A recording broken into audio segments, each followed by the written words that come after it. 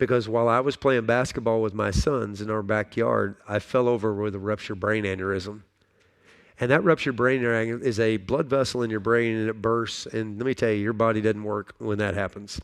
I remember falling over. I remember being driven to the hospital. I remember just little bits and pieces of the helicopter flight.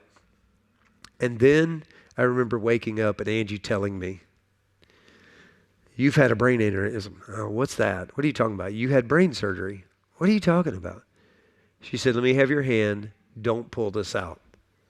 And she put my hand on the back of my head, and there was a tube coming out of my head, a drain tube. And that's when life got really real. I said the very small, without the surgery, he doesn't live.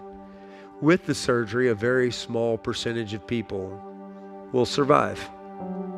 Spoiler alert, I'm here. I made it, okay? Don't, some of you are looking at me.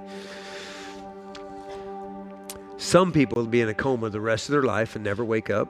Some people will have long-term deficits. A small percentage of people who have no long-term deficits, but they have to have years of rehab.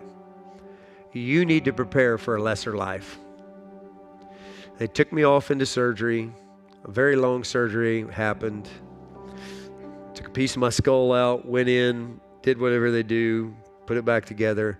They walk back out, and they tell Angie, "It was a little worse than we thought. There were some vessels that were tangled, so we did our best to untangle those. But we don't know." She thanked the surgeon, and she said, "We know the great physician."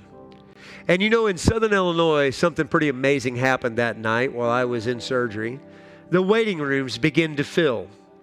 So much that they opened other waiting rooms that other people could come. That's an hour and a half away. And the church is petitioning God on my behalf. Lord, he has 2 sons and he's got a wife. Lord, he's going to start a church. Lord, we ask you, would you heal Robbie? Would you rescue Robbie? We need you now. One prayer went up that said, "Lord, I believe, but help my unbelief." And 18 days later, I walked out of that hospital